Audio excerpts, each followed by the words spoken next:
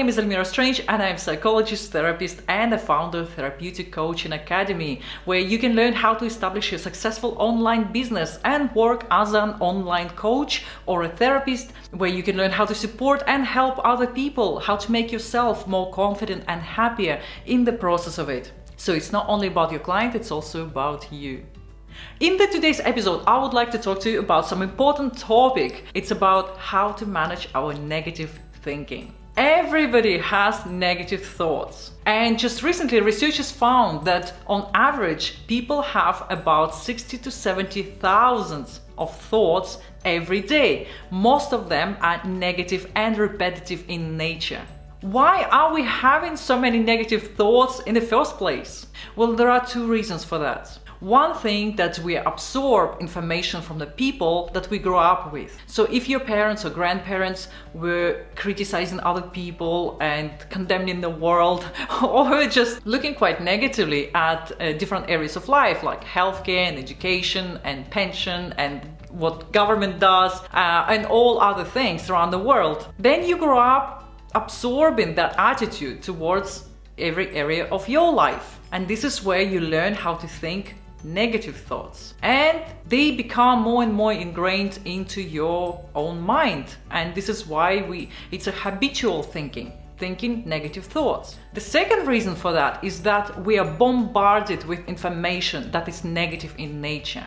Wherever you look at social media pages like Facebook groups, TV, news on the internet, Instagram, LinkedIn, and even YouTube channels, so some of the YouTube channels, whatever you can choose to follow, it can be quite negative in nature or quite positive and uplifting.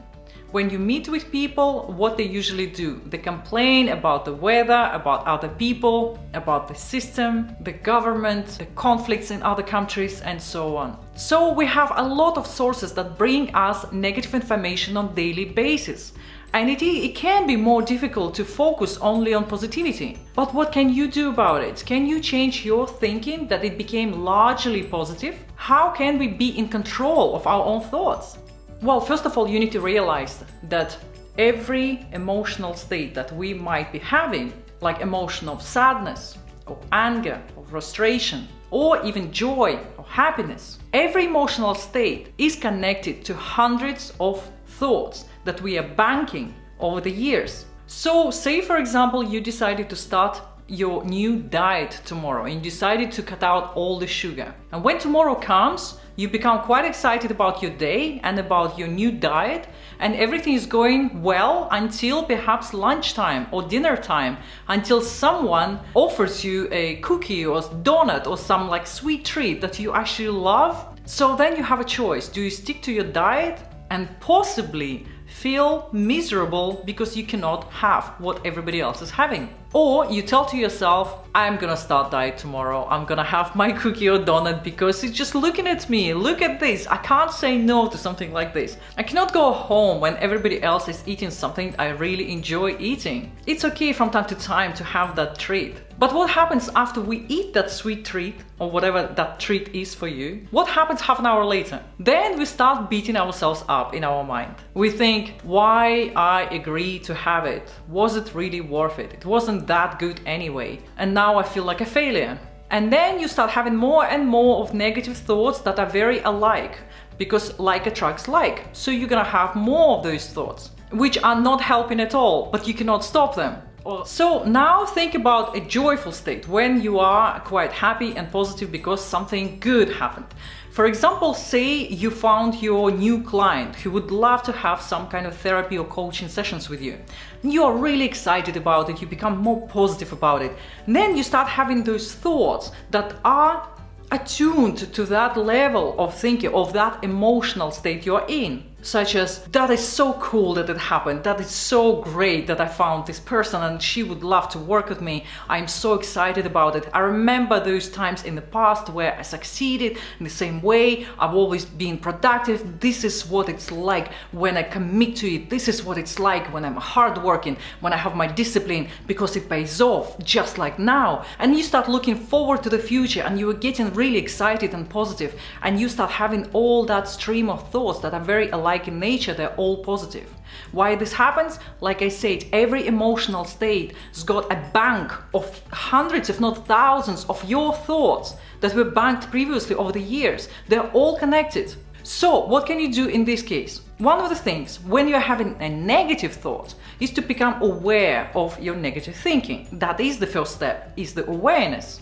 And the next thing, you learn to ignore those thoughts and focus on the emotion itself, which is behind it, which is the main thing that is connected to so many of your thoughts. What is that emotional state? Label the emotion. Is it sadness? Is it frustration? Is it anger? Maybe directed at yourself? What is it? Label that emotion and try to feel the emotion itself. Ignore the thoughts because they will be never ending, they will be very similar in nature, they will be happening one after another in your mind. There is no point to try to challenge your thought with this technique. And when it comes to your emotional state, you don't challenge it, you don't try to get into some kind of conflict, you don't try to make it go away, you don't try to change it. And what you do, you just become aware of the emotion itself. Because what you need to know here is that every emotional state, it's energetically charged substance. It means it has its lifespan. It's got energy that will dissipate. It will discharge itself in some period of time. For somebody it can be minutes, for somebody it might be hours. It depends on your previous practice with this. It depends on your own mind state. It depends on what actually happened, what triggered it. In any case, just focusing on the emotion and whilst ignoring all other thoughts can help to discharge that emotion from its energy, so it will go away much quicker. So this is the first method. The second method is, maybe you are familiar with it because it's taken from Cognitive Behavioural Therapy, is to actually identify the negative thoughts, become aware, that's the first step again, become aware of the thoughts that you are having, the negative thoughts, and then ask yourself, is this thought helpful? Does it benefit me? Does it serve me? And if the answer is no, then you let it go. This is the conscious process of letting go one thought at a time. So it's, as you can see, it's very different from the previous technique, where you're ignoring the thoughts and you're focusing on emotion. Here, you don't focus on emotion. You actually talk to the thought. Are you helping me? Are you helpful? No, then go away. Well, I hope you found this video helpful and useful in some way, and if you like it, please like it and subscribe to my channel if you haven't done it yet. Thank you for being on my YouTube channel, and I will see you in my next video.